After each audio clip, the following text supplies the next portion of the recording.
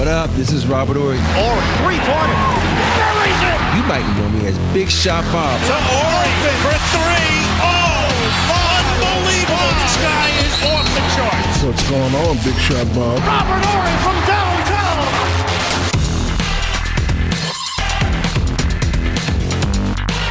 downtown. Robert Horry from way downtown.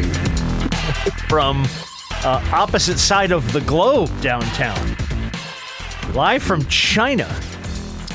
It is the Big Shot Bob podcast. B-Dog Brendan Harper, I'm Rob Jenners. On the other side of the world is seven-time NBA champion. Representing the NBA in China, Robert Horry. Where in China are you? Is it kind of a big country?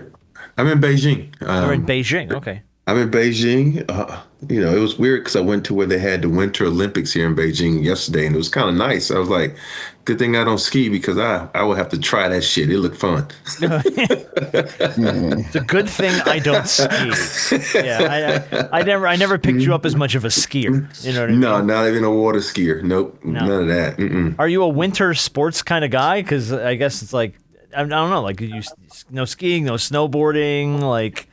Are you a cold weather big man or a warm weather big man?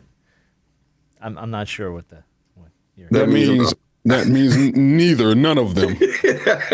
That means I'm a black man and I don't do any of those white sports. Rubbing your hand, I thought it was code for some shit I didn't know. It is. It's code for no. Code for that shit for white people. That's what that's code for. I was raised in Alabama, lived in Houston, lived in LA. Okay. All warm cities. Warm weather dog. big man. Gotcha. Warm weather big man. Yeah. I like it. All right. So it is by all terms, it's 1 o'clock in the morning where you are right now. Correct. Which is why I was surprised you were like, yeah, I'll do the show today. I was like, it's 1 a.m., but you keep it on American time, right? The whole time you're there? Correct. Okay. Yes. The most time when if I'm only here for a short period of time like this time, I don't change my sleep habits. It doesn't make sense. And I'm very fortunate. Most of my events are in the morning, which is like 11 o'clock, 1 o'clock p.m. LA time. Sure. And when I'm done, it's about maybe like midnight my time here at home. So I just go to sleep. That's not bad. And then I wake up, I'm back on my time zone. Because it's rough sometimes when you changing time zones to try to get back acclimated to your time zone. You'd be like, zombie. Well, yeah, because it's like a complete 24. It's like a 12-hour flip. It's like, it's what would normally be, like 9 a.m. Pacific Coast time is your 1 in the morning there. Yeah. So it's, but you're there for, how long are you there? A week? Just Friday. Till Friday. Okay. So, so give or take a week. Yeah. So today is Wednesday.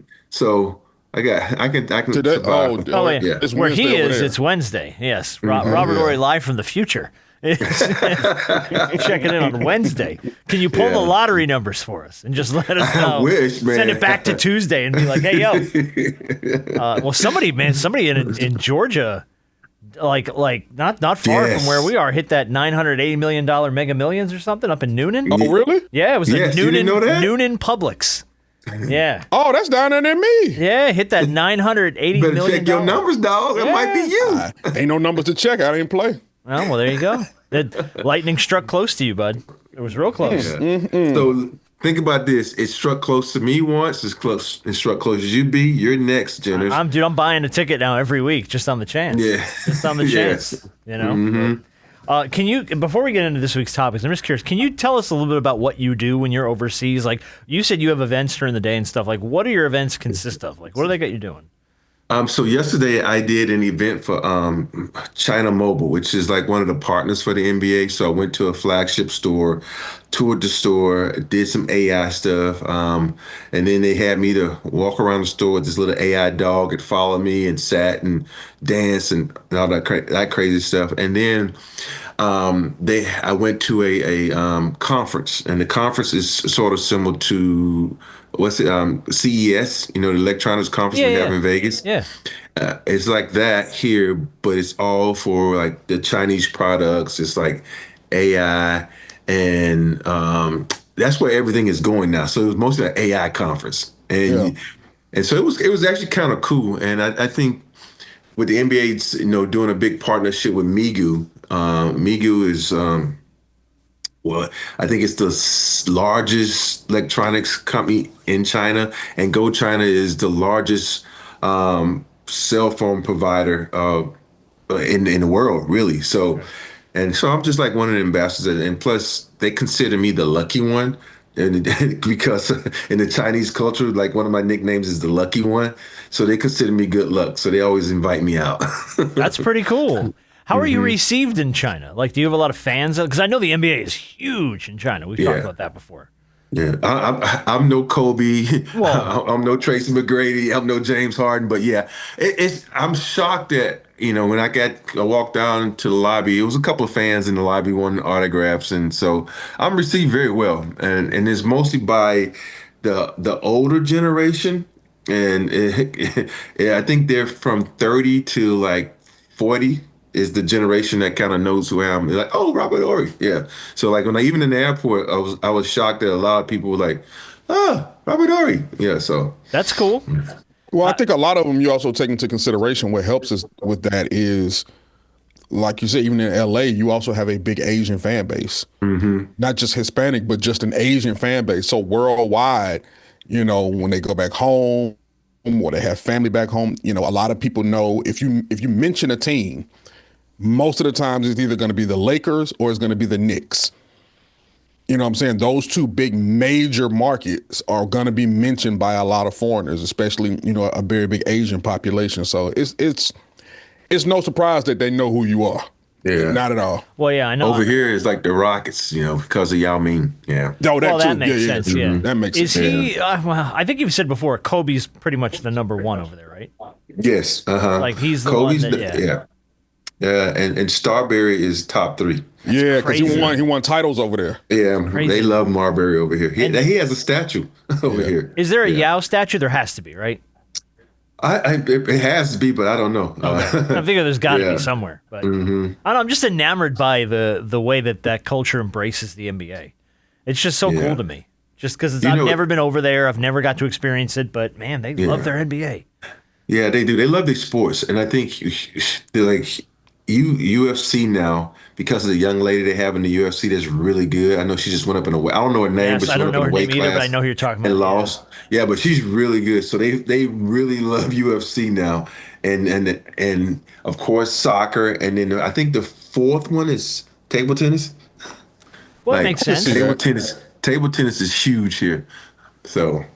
Well, every time you see the video online of some guy just lighting another dude up, it's always a Chinese guy, and he's just smoking somebody. And, like, he's doing it with one hand behind his back, just like, rah, rah, rah, and you're just like, okay.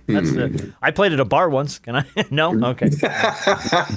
Can't do that. I used to play a lot when I was in high school, but then, of course, you get to college and you can't find a table tennis place to play. No. We used to have a table tennis place at a place I used to work before I got into radio. We used to go out every day on lunch, and they would just hang out, play table tennis, they would throw money on the table, which I didn't have, so I would never get to play, that kind of stuff. So, but all right, well, look, we got plenty of stuff to get to this week. A lot of stuff going on. I want to start with Draymond Green. How much are you paying attention over there? Like, do you know what's going on right now? Are you kind of in the loop, out of the loop? I don't know what. The last thing I saw was a Draymond Wemby thing. Okay, so that was part one of this. Draymond and Wemby got into it, and I gotta throw a little love in the direction of Wembanyama, because I think he humbled Draymond a little bit, which is kind of hard to do when he was just talking shit on him, and then Wemby was like, all right, fine. They threw that inbound, and he just dunked on his head, and then just stood there and kind of flexed on him. And all Draymond could do is just talk shit, because it's his only response. But I thought that was a wonderful little way to just kind of, and it's hysterical to see him next to Draymond Green. I know. Draymond Green looks like Kevin Hart next to Wembanyama. The funny part, and I remember I had talked about I want to see how Draymond Green can guard him, because I thought with his strength and his tenacity, but the Spurs got smart. They're like, man, let's just defeat that by using our size. Yeah, they still lost. Yeah, they lost both those games to Golden State, didn't they?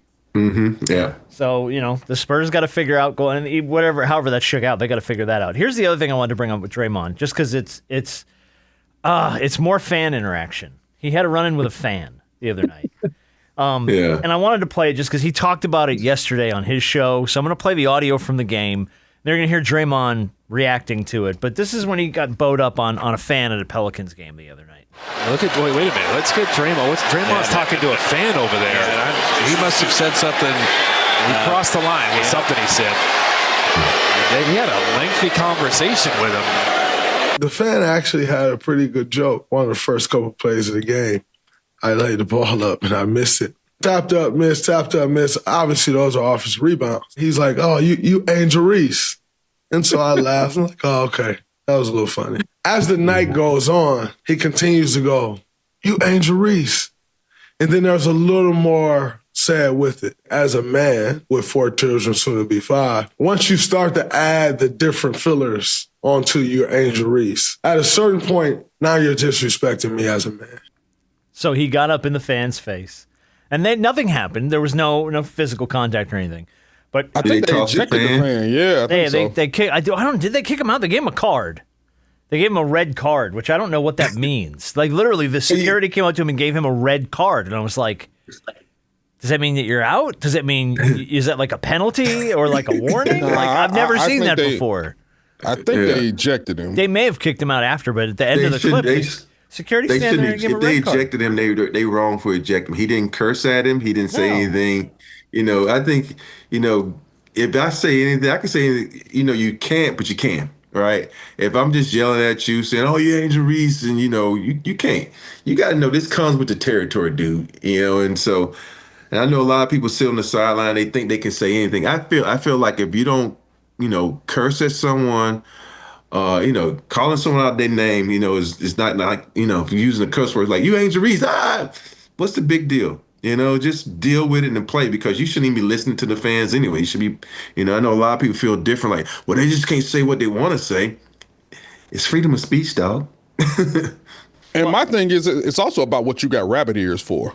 Mm-hmm. Like, Draymond is no stranger to trash talking with anybody. So, I mean, the fact that I know that I think that guy was sitting, I think that fan was sitting on the baseline. And he had confronted him. So obviously he's close enough for Draymond to hear him. But I'm pretty sure there have been a lot of people who have said things sitting on their baseline to Draymond, and he never really approached them or said anything to him. So, I mean, Draymond, bro, you've been in this league long enough. Okay. And we know who you are, and we know your personality, and we know you like to talk. You can't address everybody. And if somebody calling you Angel Reese is the thing that gets your attention, dog, if that's the thing that gets your attention, there are people who have said a lot worse. Like you said, I don't know what else he said. Yeah. But yeah, you got a thicker skin than Angel Reese to get to you. I think the fact that the guy was drubbing the same joke, and then Draymond said in that clip, he's like, he added something to it. So yeah, I know what he may have called him a little B or something. Who knows? You know what I mean? Like he might have gotten flowery with his language. But at what point, like both of you said, this is hard for me, because it's like, especially if you're Draymond Green, you have a reputation for getting chippy sometimes. And in a game, maybe it's playing dirty or getting confrontational with people. If it's just a fan talking shit, let the fan talk shit. You know what I mean? Like, you're winning. You won the game. So who cares? Like, let him say whatever the hell he wants. By the way, the guy's a New Orleans Pelicans fan. He doesn't have a lot going for him. You know what I mean? Like, this was the highlight of his season. So, like, let him have it. Right? Like, what are you doing, dude? I don't get it I don't get it with the fans when it's something silly. Like, making an Angel Reese joke's not enough for me. It's just not.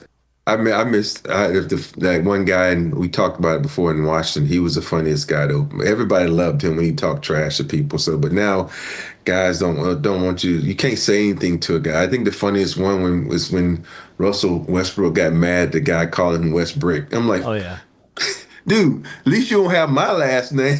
They can go so many ways with it. So ESPN will still call you Robert Horry. That still happens. So, yeah. Dudes just got rabbit ears, man. Yeah, they hear everything. Man. It's just but for fans, just gotta let it go, man. They're gonna talk shit. Just let it go. Yeah. We talked about this. We touched on this briefly. But teams, back up to your mind. Like, how about I think the Kevin Durant thing has really spread. When I mean that, it's talking about if you got a sore calf, you're out for a couple of weeks now. So I'm talking about Wemby and him being out, and that's one of the things that we talked about with him. We always worry about is how injury free he can stay. Now you got the blood clot last year, and now you got the strained calf, and you said 3 to 4 weeks, and when you're a superstar like that, they're going to be extra cautious. You think about it, he was just a middle of the road guy. You all right? Get your ass back out there. We'll worry about that later. So I think it's going to be really interesting to see how long he's going to sit out. Yeah, I mean, it's like you said. Well, they said it's a couple of weeks, I think. Is it that long? I think I saw a couple of weeks. Ooh, I did not realize I saw it was 3 to that 4 long. weeks. Oh, damn. Yeah. With a calf? Yeah, but it's all goes back to Kevin Durant, complaining about his calf, and he played and he popped his Achilles. And you think about Halliburton. Halliburton did it. Yeah, Halliburton with the calf. Complained about his calf and popped it. But I was thinking about this. When you look at Wembanyama's lower leg, he ain't got no damn calf. I was gonna say he's toothpicks, man. You know what I mean? Like how can you strain a calf muscle if you ain't got a calf muscle? Exactly. But well, look, dude, I get it. I do when you put it in the context of we've seen a lot of these things lead to Achilles. I get it. You never want if you're the Spurs too. You're going to do whatever you can to handle that carefully. The last thing you need is to lose him for an indefinite period of time. You can't afford that. So I get that to an extent, but I didn't realize it was that long for the Cavs. Yeah. Damn. All right. Well, we'll get an update on Wembanyama here. I did want to. Harp and I touched on it before you got on. We got tonight, right, Harp? Pistons Hawks. Yep, down at State Farm. Couple of hot teams in the East. Pistons have ripped off 10 straight, by the way. That's a nice little run for them. They're 12-2, clearly number one. Hawks, by the way, ripped off 5 straight. So they're sitting at number 4 in the East. So you got a couple of good teams coming in here to play this game, man. But Detroit's on one, dude. So, I had picked them to finish second in the East, and I think that's one of the things that people don't understand about. When you watch them play, they scare people because they got 2 enforcers on their team. Most teams will luckily have one. You think about in the league right now, there's only really 3 enforcers throughout the league, and Detroit has 2 of them. And so they play mean, they play nasty, even though Cade Cunningham takes a lot of shots. But they playing really well, man. It's just think about the game they won the other day, and they had 5 starters out. Or was it 5 or 4 starters? Something like Somewhere that. That means they got a great bench. They playing really well together. So you got to enjoy what you watch when you're watching. That's back to Detroit basketball. That's right. Coming back. This is going to be a really physical game tonight, and I know the Hawks are. I can't remember exactly who Ricochet is going to play because he took kind of a scary fall. When guys on fast breaks go for dunks and they swing on the rim and they let go, Ricochet ain't but so big. And so he hit their floor pretty hard. So I don't know whether or not he's going to play or not. So it's going to be – this is a really, really, really good test coming back off of a West Coast road trip that the Hawks absolutely dominated on and pretty much swept this road trip. And so they come back home to face the number 1 team in the East, and I think it's going to be a really good game, a really electric environment at State Farm Arena. So we'll see if they can beat the number 1 seed in the East tonight. You know what that reminded me of? You remember when T.J. Ford took that fall? Yeah. And he ended his career. And I'm like, and sometimes I appreciate him trying to get up. Sometimes, dude, you need to just lay there. When he took that fall, it was like, whoa, just lay there, dude. Let yourself relax and get your senses back to you. So, but yeah, it was a nasty fall. He's out for tonight's game. I thought so. With a left hip contusion. Yep. Status is uncertain for Sunday's game versus the Suns. So yeah, he ain't but so big. Yeah, them falls are different, boy. So with them playing so well, meaning the Hawks, what they gonna do? They're gonna try to make him play well with the guys there, or they gonna you got to integrate him into this. You can't. I mean, when he's back, you can't just leave him. You really don't have an option, right? Yeah, but do you for me? If Hawks keep winning, let's say they win tonight and they win it very well, and this is when I get upset with Coach. I know Trae Young is the cornerstone of the team. You go to Trae yo, man, I don't want to mess up our rhythm. Can we bring you off the bench? He ain't going Oh, for that ain't no. Yeah. I mean, going look, for that. here's the thing. I think that Trey's a very smart player. He knows how to move the basketball. We know that. I mean, he's an assist king. Let him integrate in. Let him find his footing in the way that offense is playing, because you can't. I don't know, man. I just don't see him coming off the bench at any point. I really don't. Yeah. I think when you look at the growth and the evolution of everybody else and how much everybody else can pitch in and do what they need to do and seeing their game evolve with Trey out, it's a good problem to have, but it is something that you're going to have to discuss because, like I said, this offseason, they did not offer him that extension. No. And so, depending on what this team looks like over a period of time. Now, Trey, we may not see Trey back until closer to Christmas, if anything, with that knee. I don't think they'll rush him back. They want to make sure that he's good and he's healthy and the team is playing very well. And what happens is a lot of these other guys, these young guys, are getting a lot of run, which they need because you need to strengthen your depth. You need to see what you have coming off the bench and what you have long term. So if it means, hey, Trey, if we don't see you until the new year, cool. The team is rolling right now, and we need to get a lot of play under these young guys' belt, and we need this team to get stronger and figure things out, over a period of time. That does nothing but help them. I'm going to play devil's advocate here. If I'm Trey Young, I want back on the floor quickly. Of course you do, because if this team but if this team continues to play well without me, that doesn't bode well for me. As Trey Young, I want to be like, oh, hey, you know what? I'm glad you guys had a nice little run with me out, but I'm back. Yeah, let's go. Get your boy the ball. You know what I mean? Like, if I'm Trey Young, I'm going to get back on the floor pretty quick. But here's my thing. But here's where that backfires. Before he got hurt, they were hovering just around 500. If I'm not that much better in the lineup than when I'm out, then what big of a difference does that make? If I'm a superstar and we're already hovering around 500 and we're not exponentially better when I'm there, then it really almost doesn't make a difference. Like, we're not in this to be a 500 team. We want to make the playoffs. We want to make the play-in. I need to be able to be a playoff missing piece if you really want to miss me, not a 500 piece when I'm in the lineup. I don't think you think about them. They technically got the second best record in the East right now. They do. Mm-hmm. But a lot of that is without Trey. Right. Yeah. Which is why if I'm Trey Young, I go, hey, I don't want you guys doing this well without me. You know what I mean? Like, it's a selfish thing. It's not a team thing. I want the team to be good with me in the lineup, not with me out of the lineup.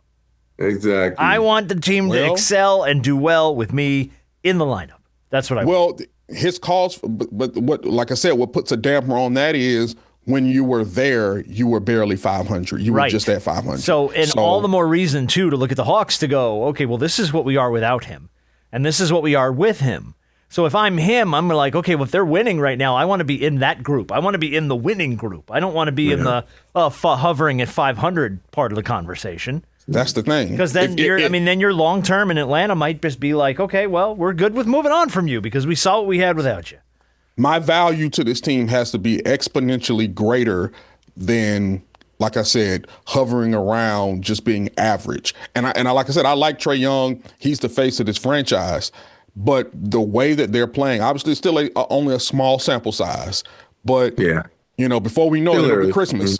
Yeah. And so we're creeping into December and into the new year. And if he's still out and they haven't brought him back. Still winning. Yeah, I know. They're still winning. And even my thing is, they may not, even if they're really fighting, like you see the fight in this team and they're battling with teams that you may not think they should be battling with, that does not bode well for the future of Trey Young. It just doesn't. I don't know what the Hawks are going to do. They may keep him, fine, but they do have some decisions to make, whether it be at the trade line or pretty much this offseason. So we'll see. All right. Well, we got a few other teams in the West to talk about that are rolling. The Thunder, by the way, are scary. Yeah. They are. Oh, the sun is hot. What else? I know, but no, this is like they've ripped off 6 straight. They're sitting at 14-1. SGA hasn't played in the fourth quarter out of 8 of 14 games and is still averaging 32.6 points per game. He hasn't played in half the fourth quarters. Is Jalen back? Nope. No, not yet. Lord have mercy. Not yet. I know. It is Talk about added firepower but when that's he gets just back. it. So after they won last year, we talked about like, are you going to have this slump? Are you going to have the championship hangover? Dude, they have no signs of slowing down right now if they continue to play this way. To have youth on your side. You think about this team, it's still one of the youngest teams in the NBA. They are. And so they play. And that to me, it goes to show you if you got good camaraderie off the floor, it's a carryover to on the floor and off the floor. It goes both ways. And it seems like that team just like, if you go somewhere, it's like 7 of them together. You don't get that much with a lot of these vet teams because most of these vet teams, I'm going home to my wife and kids. I'm tired of seeing you mofos and whatnot. So they're almost like a college team. You think about it. They do everything together. They laugh together. They have fun together. They got a young coach. They got a great GM. And plus, you think about in OKC, they don't have a lot of distractions off the court. They just play, hang out, and have fun balling. So this is really, really scary. And then you got guys that you think about each night they got a different starter that comes in for Jalen. He might have 20 and come out. He might play 3 minutes next day, but they don't care. They always ready to step up when they need to step up. So that's the really scary thing. I didn't think it would happen like this, but when you watch them, like, damn. That's all you can say is they good, man. But it's a franchise's dream to be able to be young and be a contender. Sometimes with teams, it's either, hey, we may not be a contender right now, but our future is bright. Or, we can only, we're contenders, but we need to go ahead and do what we need to do now because the window's closing. Lakers. Yeah. But they have both things on their side. They have youth, and they can contend for a long time as long as guys stay healthy. And they have a bevy of draft picks. And they're all locked up. Like pretty much most of that core's all locked up. All of them. The top 4, you think about that, you got your top 4 players are locked. Really 5, because you throw Hartenstein in there because he Hartenstein. So they whole starting 5 is locked up. Pretty much. So and like Harp said, you still got a stocking full of draft picks. And you don't even know what to do. I don't care how much money the NBA is making, 14 million OKC. I don't know who OKC's owner is, but you think about that. You already gave 3 players $300 million. And then you gave Lou Dort 200. Yep. Did Lou Dort get like 200 million or was it 150? I think it may. Hold on, let me check. Well, Hartenstein got what, 150 million? Yeah, he got 130, 140 or something like that. He got a good deal. Oh, think about that. No, you got close to a bill wrapped up in 5 guys. Yeah. No, you're tipping the scale. You are. Man, he signed a 5-year, $87.5 million contract in 2022. That's Lou Dort. Lou Dort? Okay. Yeah. So he's under contract, and he's only, I think this season, he's making $17 million. Wow. He's really underpaid. He sure is. I thought that would have been a much higher deal. Yeah. And the bad part about it is he can't even say, you know what, I'm going to hold out. Because they be like, we just got your replacement, dude. What are you talking about, man? We draft 3 guys to take your spot. Money. What are you doing? Yeah. What are you talking about? Want more money? Yeah, it's a team option for the 26-27 season. Okay. Okay. So next year. Next year he can. So next year. Yeah. Well, we'll see how it shakes out. But I mean, he ain't gonna want to go nowhere though. No, not if they continue to play like this. But here's the thing, though. If you're in his position, do you say, let me go because I want to make more money? I didn't want my ring, so I want to go so I can make my money now. What's more important, the ring or the money? If he win, I say for sure if they win again this season, he's gone. Because now I got 2 rings. I can go get my money. Yeah. I don't know, man, because I agree with you. Yes, if he's got 2 rings, I think at that point, as a player, and I'm talking on my ass, Rob, you can speak to this better. That's a good place, right? 2 rings, you're comfortable probably at that point deciding to walk? Maybe? Yeah, I did it in Houston. Right, but with a potential. They but got if rid you, of my ass. No, I know they did. But yeah, if the potential is though, you could win a third, and you could three-peat if you just pick up your option for the season. Mm. Well, it's the team's option, so. Yeah. Oh, it is a team option. That's true. It's a team option. But you know what? After that, if they go 3 in a row. If you have a chance to go 3 in a row, I might stick that out. You know, if you win 2 and you got a chance to three-peat, first team to do it since what? The Lakers did it? If it's with it being a team option, he'll do the 2 years. It'll be this year, and then he'll be here next year. They're going to pick up that option. They'd be stupid not to pick up that option. But they can't give him an extension, though. That's the whole thing. They may pick it up and at some point in time trade him. I don't know. You could do. But I think if it's a team option, I think they pick it up and then try to figure out what they're going to do with them, if anything. We'll see how it shakes out. A lot of other stuff going on in the West, by the way. We've got the Nuggets on a 7-game roll, right behind them at 10-3. Nuggets are figuring it out. Rockets are figuring it out. They've won 4 straight. They're at 9-3. Lakers right there at 10-4. So you've got a nice little bunch up there up in the 2 spot. Here's my thing about the Lakers 10-4, and this may come from the fact that I'm more emotionally invested in things. They played very well this season. Do not get me wrong. With the absence of LeBron, there have been some time where Luka has missed a few games. You know, AR has really, really stepped up, and guys around him. You're going to see LeBron back soon, though, right? Ain't he? Yeah, he'll be back very soon. Yeah. Something don't sit right with me. Because when I saw them here in Atlanta, just watching them, and how they got ran out of the city, I said, this is what this team looks like, and when you're really frustrated with them. This is what they can really look like when they're not locked in. And we've seen this a lot over the years. A lot. And you got Rob laughing. Because it wasn't that long ago where they went to Oklahoma City and got ran the hell out of that building too. They got their ass kicked. It wasn't just beat. They just get beat. They got their ass kicked in Atlanta and OKC. And that's disturbing because it's like, bro, you can't consider yourself to be a contender and then get your ass kicked like that. You got to play up. Yeah. Am I wrong? No, but here's the thing right now. I'm watching the Lakers, and right now I am like teetering with them. and what I mean by that is like, I want you to think about the people they beat. Mm-hmm. Name somebody they beat that's good. Well, they beat the Spurs. They beat Minnesota? They beat Minnesota. They beat Minnesota. Spurs didn't have Fox. Minnesota. Hold on. San Antonio's playing well, though, even without Fox. No. Let me finish now. Okay. When you think about teams full, when I say the whole healthy team. Okay.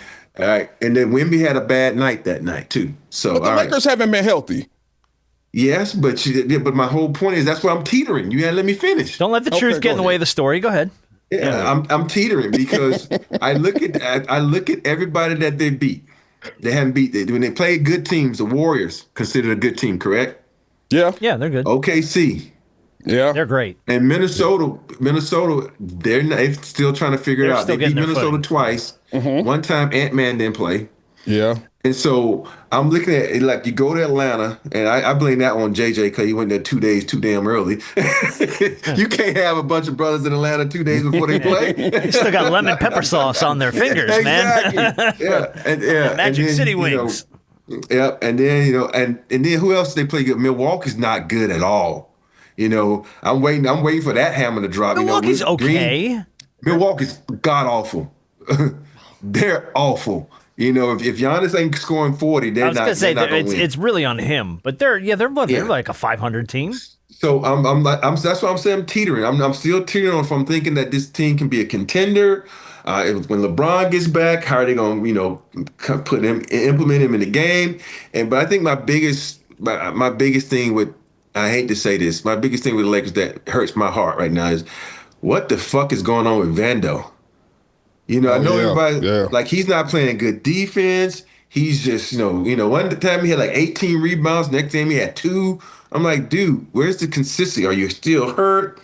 And so that's the one thing when I look at the Lakers, I'm still teetering on them. If I'm gonna break out my banner and put my license plate frame around my tag frame or whatever you want to call it. And I'm just waiting. I'm still teetering, man. I can't figure this team out because they haven't really gave me something I can like, oh yeah, okay, I can see it yet because they hadn't played anybody in my mind that's good outside of OKC, and I'd say the Golden State Warriors. So you're waiting to see how they perform when they have an outing against a team that's an exceptional team and they play up to it.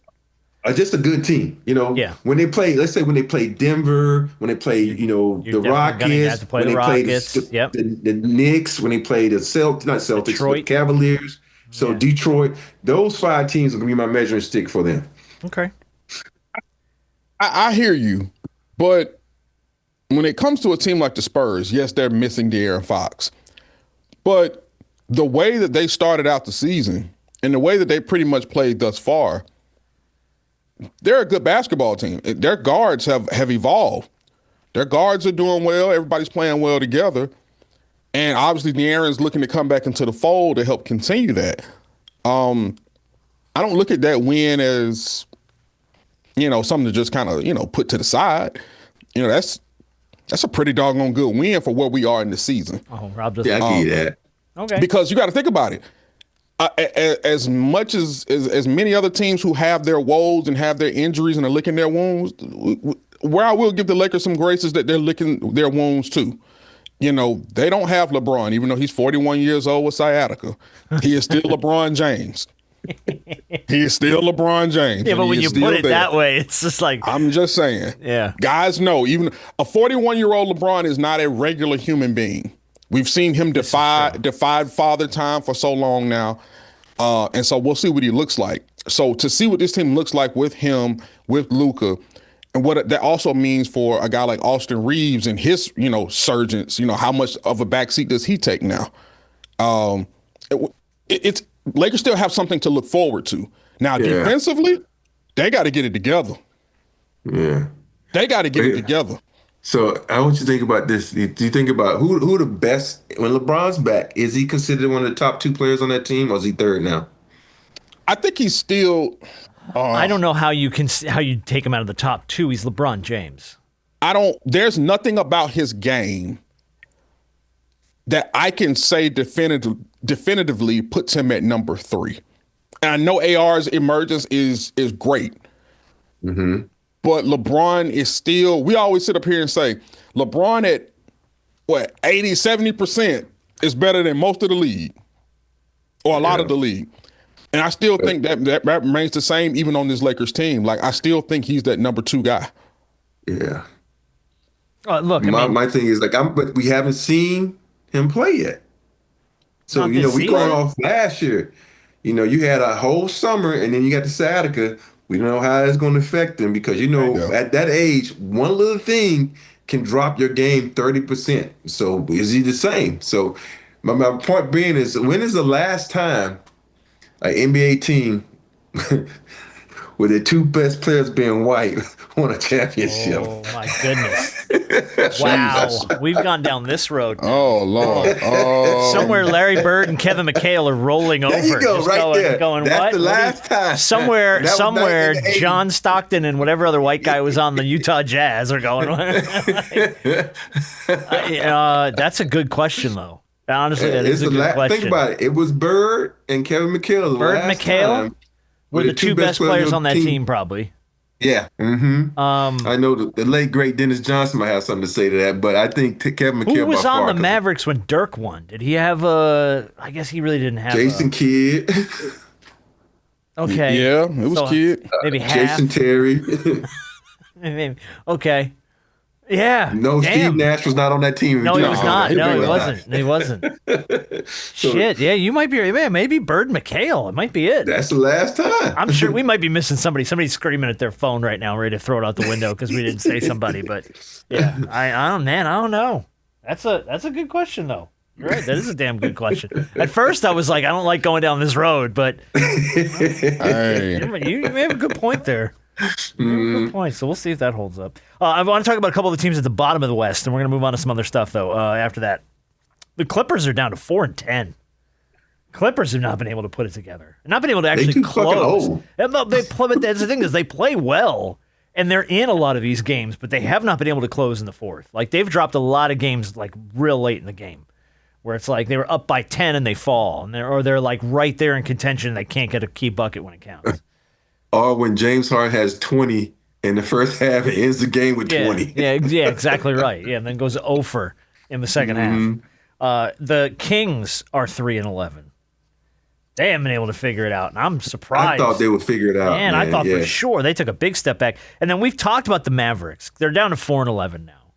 I want to put this out there because this is the stat really that messed me up this week for the Mavericks. Cooper Flagg has played in 13 games prior to last night and 441 minutes as a Maverick. Anthony Davis has played in 14 games, 415 minutes since arriving in Dallas back in February. Cooper has already passed AD in minutes and games as a Maverick. On the floor as a Maverick. And AD has been there for 9 months, 10 months, whatever it is. Now, again, some of that's the offseason. But you got to count February, March, April, May, start of this season, all of October. And obviously we know AD's been out. But, dude, that might be the thing that cost Nico his gig right there. Because you bet it all on the fact that you were going to be able to get and have a healthy Anthony Davis. And we've talked about this on this show 100 times. That's not a safe bet. That's just not. How many times have I put money down on Anthony Davis having a breakout year and had to Homer Simpson my ass into the hedges? You know what I mean? Yeah. Like, oops, I shouldn't have brought that up. But, I mean, and Nico rode with that. And it may cost him his gig because right now, I mean, and I think we've talked about this too. I kind of feel bad for Cooper. I just don't think he's in a position to succeed right now with what they're asking him to do and having all the pieces that are missing around him and the way guys around him are like Gafford and some of these guys are playing right now. It's like he's just not in a good spot. I think there'll be sellers at the trade deadline. I agree. Obviously, the big rumor is they're trying to possibly, work with AD to try to get up out of there. I'm talking about what a bad trade this has turned out to be. Outside of the fact that no one saw it coming when it happened, now AD's been out, and just the pieces that you were supposed to have haven't done what you want. I mean, and Kyrie ain't back yet. You ain't got Clay, or you got Clay, but you don't have anything close to what Clay was. I mean, you've got the name Clay Thompson on the floor. That's about it. Right. So and a lot of these Lively and Gafford and some of these other dudes, man, they just haven't been what you thought they were going to be when. I don't ever feel sorry for any number one pick in the draft because that means you got paid.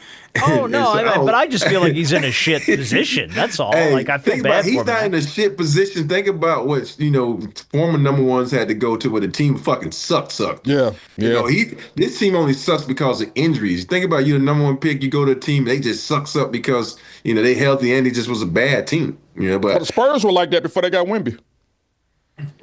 Yeah, they were not very good. They had a few seasons there where they were really, really bad. Really bad. So but all right, well, so it's gonna be interesting to see how that team, if they can get healthy, and I think you have to get rid of one of those bigs and get you a really good point guard. A good. I know everybody's waiting on Kyrie to come back, but shit, you sinking until he gets back. Yeah, dude. So you got those bigs. Get rid of one. Get you something for him because right now they got value, and everybody right now is chopping them at the bits to try to get one of them. Yeah, and I think Harp's right. I think you're both right. I think they're going to be sellers come the deadline. I think the Mavericks need to, whatever they end up doing, I feel like they can't ride with what they have. I mean, it's been proven that this is not going to get them where they want to go.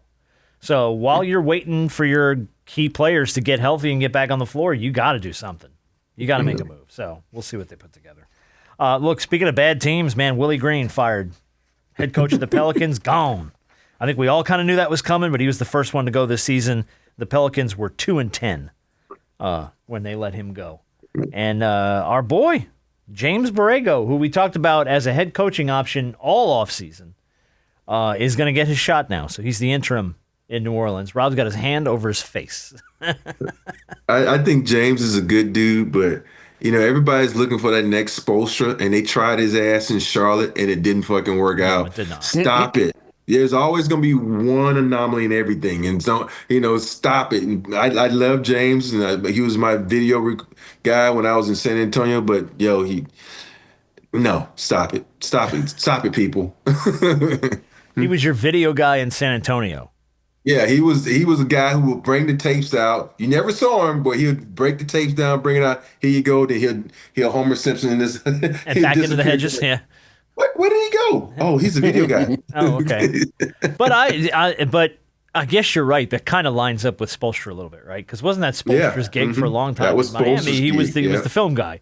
But it translated well for him on the floor, and he earned the respect of the coaches and the players and all the guys that he's got around him. And as obviously he's been with Miami now, this is his 14th or 15th season as the head coach of the Heat.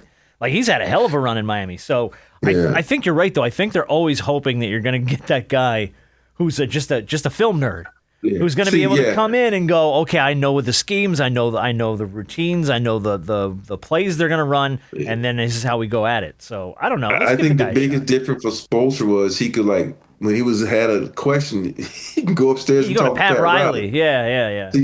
But now Borrega can't go upstairs and talk to Pop because he's not in the San Antonio system. No. So he's gone on. So that's the whole thing of me. You don't have that big mentor to back you. You think about outside of Ime right now, all the coaches that have been under Pop and have gone on, even they got Coach of the Year. 1 year they was there, then after that, reality sets in that, oh shit, you just a regular ass coach. You ain't what we thought. We thought we was getting another Pop. There's not a lot of Pops out there. No. Not a lot of Pops out there. But I did need to mention that. And then I'll mention a couple other quick things here, and we'll move on because we got a big shot of the week and a game to get to, which is where in the world is Robert Horry? Of course. That seems to make the most sense today with Rob doing the Today Show from China. I think Steph might be making an MVP case again here, which is crazy to think at this stage of his career, the season that he's having.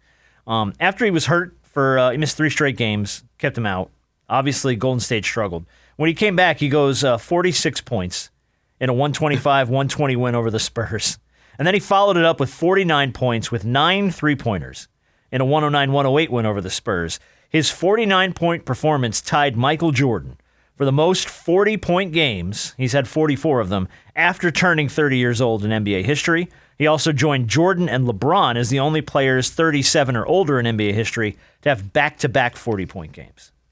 On Friday against the Spurs, he knocked down 9 3-pointers for the 47th time in his career. Not only does he own that record, the second closest player is Dame Lillard with 14. So dude continues to just, 9 3-pointers in a game, and he's done it 47 times. Well, I got 48 to catch up with him. Yeah, you better start warming up that knee, buddy. I'll tell you what. You better get out there. But, I mean, like, when you look at that at the stage of his career where he is, and I think Steve Kerr said it, I think it was like the post game, that God just blessed Steph Curry. I think he said that in the locker room after the game. I continue to go, where's the cliff for him? Like, at what point those buckets are going to stop falling for him? And God bless that man. They don't. They just keep going in. And he keeps having games like that, performances like that at the highest level against some of the best teams in the league. And to at the stage of his career he's in, to be legitimately, I think, in the MVP conversation this early in the season is bananas to me. Yeah. We always talk about LeBron's body and the way he's maintained his body. And I think the best thing that happened to Steph was a time when I think he broke his hand. Yeah. And you remember he was all skinny. Oh, you and then talked he came about back this. He worked out, needed to get in the gym. Yeah. And I think that kind of clicked something in his mind like, shit, I need to, work on my body a lot more in different ways. And ever since then, his body has looked different. His jump shot has looked easier. Everything about his game has become easier. And also, when you watch him, he's so fucking smooth. And so it's going to be really interesting how long he's going to play, because if you think about it, he runs more than LeBron does when you talk about because he's always moving. He's going from one corner to another corner, and it's just crazy. So he's putting a lot of miles on his body. So how long can this keep up? But I just think he's just, he's one of those guys that you sit back and say, damn, how long can he play? I know we talk about Chris Paul right now as one of those guys like, damn, won't you retire? But Chris Paul couldn't find the floor until last night. Yeah, they've been keeping him out. Yeah, I think also, it's amazing what a little rest will do to an 80-year-old guy like Steph, because he got sick, sat out those 3 games, and came back fresher than a motherfucker. Yeah, comes out and busts off 2 45-plus point performances. Yeah. He's unreal. Mm-hmm. All right, let's touch on college football picks, then we'll do Big Shot, and we'll find out where in the NBA world Robert Horry is. Let's see last week's picks. Rob, you went 2-1 last week. Very good. What game I lose? Oh, I don't know what you lost. I got to go back and look. But you lost one of them. We only picked 3 games. But Harper and I went 1-2 because I know where I went wrong. I went wrong with Alabama. Alabama. Everybody picked Georgia, so everybody won Georgia. Yeah. What I tell y'all about that game? I think I told you. I said Texas wasn't going to be able to run. They wasn't going to be able to compete with Georgia. No. The one that Rob won. I think was it damn, I can't remember who it was. I don't know. I'll remember. But anyway, you lost one of them. But 2-1, we both went 1-2. So because I think I didn't I take Oklahoma. You did. Yeah, you did. What was there was one that you lost? Oh, it was the Bama game. We all lost the Bama game. No, I thought I took Oklahoma. You took Oklahoma. Harp and I lost Bama. We both picked. Yeah. You picked Oklahoma to keep it close. So you didn't pick them to cover. There was one you lost. I don't remember what the hell it was. Anyway, I went through it. So right now, Rob, you're at 23-20. Harp is 25-18. I'm 26-17. Still one game ahead of Harper here. So here are this week's games. We only got a couple weeks left here. I gotta make some crazy picks. Can't round this thing out. By the way, this is a week of just like a whole lot of nothing. Like so many teams have like a dead week this week before rivalry week, which I think they scheduled on purpose. I only found 3 games that were really worth anything, and one of them is, for me, really not worth much of anything. It's just kind of a good game to pick. We're going to start with number 17, USC. At number 8, Oregon. This is 3:30 CBS. Oregon is laying 9.5 at home to USC coming in. I'm going to take Oregon. Like, I really want SC to win this game. I do. Because I want SC to get back to some level of prominence and relevance. I just think college football is better when they're good. But I just think Autzen Stadium is not kind to people. And I think knowing what's on the line with Oregon and USC, I'm going to take Oregon. Okay. Rob? I think Oregon's going to win this game, but how many points it is? 10? 9.5. I got it. I'm going to roll with USC. Because after USC had that big comeback win in the rain, I think their confidence is high, so I'm going to take USC. Okay. I'm going to go with you. I'm going to go USC. Keep it close. I don't know. I don't know if Oregon runs away with this thing. I've seen Oregon play a couple scrapers this year that shouldn't have been. So I have a feeling USC might come in a little bit of a hot hand and try and keep it close. Yeah. So I don't know if they win, but I don't know if Oregon covers that 9.5. I think Oregon still wins, but I think USC keeps it close. All right. Number 22, Pitt. At number 16, Georgia Tech. This one is pretty much to see who's going to play in the ACC championship game right now. This is 7 p.m. on ESPN. Tech at home, laying 2.5. So it's pretty much a field goal. This is not only Tech at home. This is Tech at home under the lights. And homecoming, too, for Tech as well. Homecoming. Is it homecoming? It sure is. Homecoming under the lights. Oh, that's a late-ass homecoming. Last time a team under the Lord and the team came into their homecoming, they kicked their ass. This can't be homecoming. I thought for sure it was. Oh, no, it can't be this late. I think there was another game that was homecoming. Maybe it was then. Maybe I'm wrong. November 18th. I thought for sure Andy Demetra said homecoming was against Pitt. Oh, okay. All right, that's late, but I'll take Tech. Under the lights at home, yeah, I'm taking Tech. Okay. Who you got, Rob? I'm also going Tech because Tech has to win this. And they are at home. They do really well at night at home, to Hart's point. They play well there. And I think for Tech has had a couple of scrapers here. I think Pitt got a little bit exposed against Notre Dame last week. And I think that Brent Key's smart enough to take some of the things that Notre Dame did well and come back and whoop their ass. So I'm going Tech as well. Oh, my goodness. What's the spread? 3.5. Oh, shit. 2.5. Sorry, 2.5, yeah. I go with Tech. That means Pitt got to win the game pretty much. So no, I'm going with Tech. Okay. You're right, Harper. Homecoming weekend was against Syracuse. Yeah, I'm going to say this is a late homecoming. I thought for sure they had a homecoming game here, but I guess not. So I'm sorry, Rob. Who'd you pick? I got Tech. You're going to get Tech as well? All right. Last game, and again, there's really nothing on line for this game. This is just one of those classic rivalry games. It's fun to pick. Number 23, Tennessee at Florida. Is in the swamp. Tennessee's ranked. Florida's just fair to Midland. They're fine. 7:30 p.m. on ABC. Tennessee's laying 3.5. So Florida's a home dog in the swamp to Tennessee. I'll take Tennessee. I got to go with the Chomp. I'm going with the Gators. Rob's going Gators. I'm going to go Gators at home. I'm gonna go Gators find a way to pull this one out against Tennessee. And I think they win outright on the field. I do. I think the Gators win this. I think the one thing about the Gators, that quarterback they have is so up and down. Lagway, he's all over the road, man. Like he'll have a game where he throws 5 picks and have a game where he throws 4 touchdowns. It's like he reminds me of the what happened with USC meaning South Carolina, their quarterback. He just shit the bed in the second half. Come on, dude. I wanted them to beat Texas A&M so badly. They were up to 30-3 and they came back and won that game. That's the worst collapse all season. That was some bullshit. I know. I'm like, damn, dude. It's like, what are you doing there? But I know. But yeah, I'm thinking Lagway is good for one game. Next game he's bad. So this is a good game for him. He's scheduled for a good game. It's Tennessee in the swamp. Yeah, he'll be up for this one. And then they got to play Florida State next week, and Florida State is hot garbage. So he'll play like trash for that game. All right, let's do Big Shot of the Week, and then we'll play the game. Big Shot of the Week is going to go to a 17-year-old Australian kid named Josh Pash, and here's why. He was the first to notice a wad of money on the floor outside of a local pastry, and without hesitation, the kid picks it up and walks it into the teller and says, I found this outside. Probably belongs to one of your customers. $3,500 worth of cash outside on the sidewalk. So this kid, 17 years old, finds $3,500, turns it in instead of walking away with it. It belonged to a local tradesman named Daniel McKellar, who runs a demolition firm.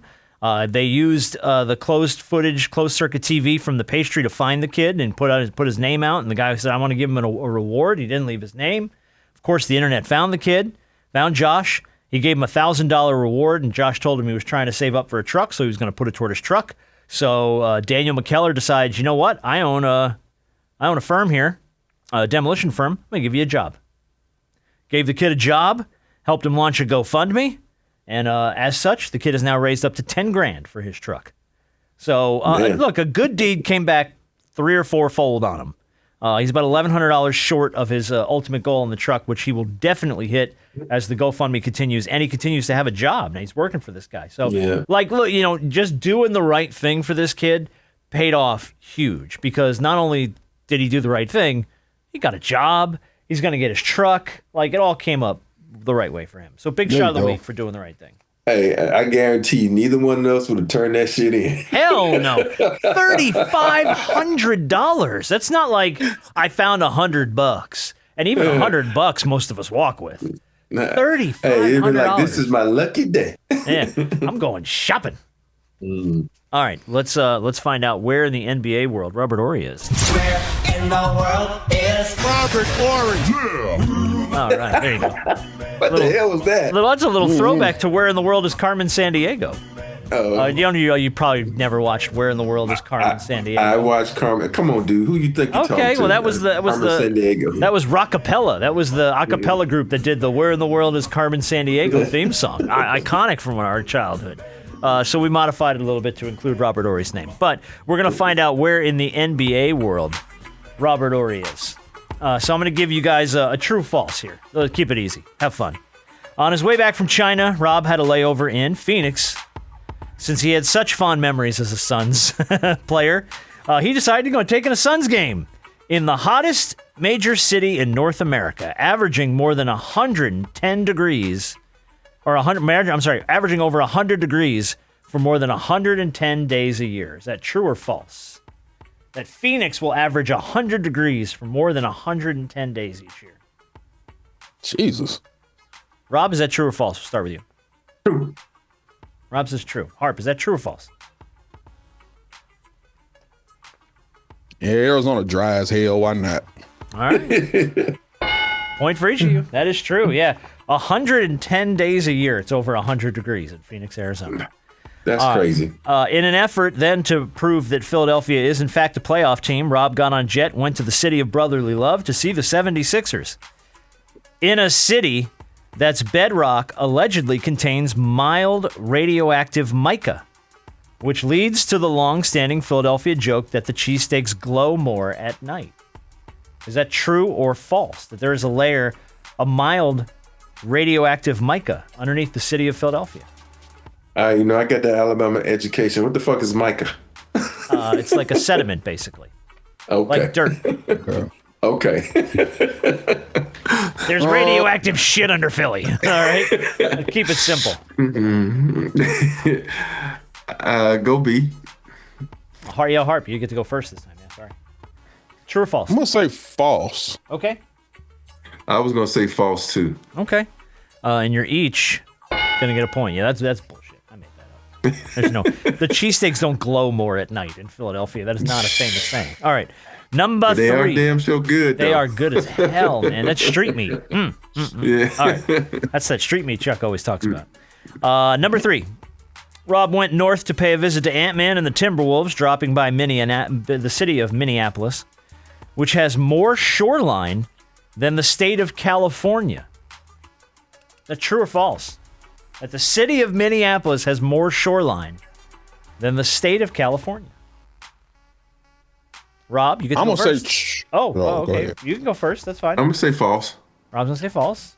I'm going to say... I can't remember if they say it's Minnesota or Minneapolis. I think it's the state or the city of 1,000 lakes. And because of that, I'm going to say true. Okay. Minneapolis is known as the land of 10,000 lakes. And it is true that they have more shoreline than the state of California due to all those lakes. So that is absolutely true. All right, number 4. After freezing his ass off in Minnesota, Rob needed a break, so he went to see the Miami Heat down in Miami, Florida. Don't make me leave there. Which is the rest of the game, Rob's in Miami. He never leaves Miami. Which, by the way, is the only major city founded by a woman named Julia Tuttle. Is that true or false? The only major city founded by a woman. Founded by a woman. Go ahead, Rob. City See, that's kind of a trick question when you say major city. So, what I'm gonna say we've let women do a lot more than just one. So I'm gonna say that's false. Boy, that statement sounded wild as hell, boy. He said, we've let women do a lot. We let them vote. We let them work. You know what I mean? Like, they got a lot more freedom these days. I know what he meant, but boy, did that sound funny. Yeah, that sound weird. Nobody would have said shit if you wouldn't have pointed that out. Yeah, but and by the way, he's in China. They don't care. Woo. And I say that with just fun in my heart. Now, there's a knock on my door. Now I'm about to go. Yeah. Mr.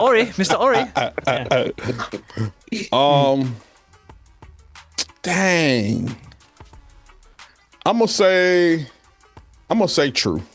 All right, another point for Harper. It is true. Yeah, Julia Tuttle, the only woman to found a major U.S. city, and I don't know what they mean by major, but major. Sexy ass country. I'll tell you what, man.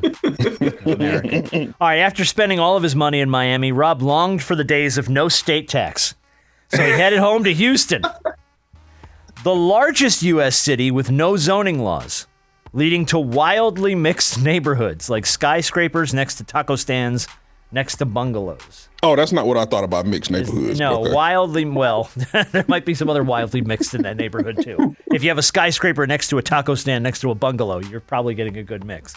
But is that true or false that Houston is the largest U.S. city with no zoning laws? Rob? I say true. No zoning laws. No zoning laws. I'm going to say false. All right, the point goes to Robert Horry. It is true. There are no zoning laws in the city of Houston. So, yes, you can have a taco stand next to a skyscraper in the city of Houston. Makes sense. Okay. All right. It's like Up. It's like the movie Up. Yeah, have you a can house build right that little next to house and a big-ass thing next to it. Yeah, that guy lived in Houston. No one knows that. After having so much fun in Houston, he decided to punish himself a bit by taking in a Grizzlies game in Memphis, where a buried volcanic plug sits directly beneath the city. So is it true or false that Memphis sits on a buried volcanic plug? That sounds so wild to be true. So I'm gonna say true. Okay.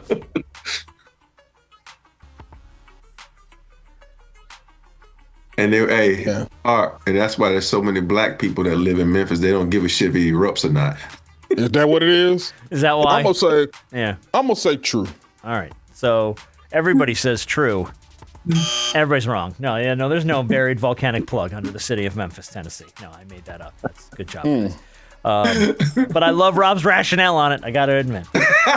Do you? No, I don't. I really don't, actually. But yeah. All right. And as if that weren't bad enough, Rob wanted to go see the Pacers, who, by the way, have won one game so far this season. Are they not the most disappointing team in the league right now? Oh my God, dude! Like, you've got pieces. Find a way to make this work. Find a way to make this work. After you saw what they did in the second or third game against OKC, you said, okay, they got a game. All right, there might be something there. They just tricked us. Mm-hmm. They've won one game so far this season. So Rob decided to punish himself further by going to Indianapolis, a city that reportedly sits perfectly atop a round sinkhole that engineers discovered in the 60s and built around it. So is there a large sinkhole in the middle of the city of Indianapolis? True or false? You fall asleep, Harp? Oh. No, I ain't fall asleep.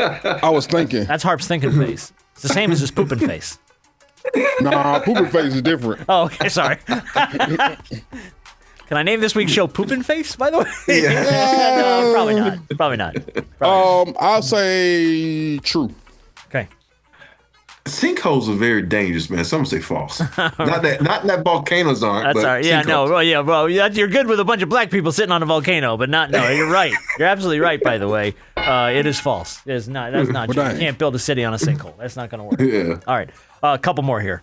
While up north, Rob wanted to see the best team in the East run the floor, so he went to Detroit to see the Pistons, which is, by the way, Detroit, the only major U.S. city where you can travel south into Canada. Is that true or false, that Detroit is the only major U.S. city where you can travel south to get into Canada? Rob's shaking his finger at me. He's thinking. Can I phone a friend? Can I call my Uncle Henry who lives in Detroit and ask him? You're going to call your Uncle Henry? I'm going to say true. Okay, Rob says true. The phone a friend was denied. All right. Harp? But Harp's checking his phone out, so he's saying, get his answer. I believe it's true, because if I have my geography correct, there is a sliver of Canada that kind of is looped underneath Detroit. So into those Great Lakes. There you go. You're both right. Detroit Windsor Crossing is the name of it. It's a river where you can cross south from Detroit and get into Canada. So, yeah, it's the only city that does that. All right, a couple more. One last stop in the north before Rob starts heading west. He wants to see if the hype around the Bulls is all it's cracked up to be. So he went to the city of Chicago. A city whose nickname, the Windy City, originally had nothing to do with the weather. It referred to the windy or boastful politicians of the day. Is that true or false, that the Windy City is because of the windy and boastful politicians, but not the weather? Harper. Even though a lot of politicians are full of hot air, I'm going to say false to that. Oh, Rob's going to say false. Okay. Harper. I'm going to say true. Point for Harper. Yeah, no, that is true. Yeah, it had originally had Which is nothing weird. to do with, had to do with all the boastful. Because I know that wind coming off Lake Michigan crazy. It is, but it had to do with the fact that, like you said, Rob, a lot of politicians full of hot air. All right, A lot of bullshit. a lot of bullshit up in the Windy City. All right, finally, a stop in every black man's paradise on this trip. Atlanta? Salt Lake City, Utah. Where a subterranean salt chimney feeds the lake from below, giving it its iconic nickname, the Great Salt Lake. Is that true or false? I would just say true. Okay.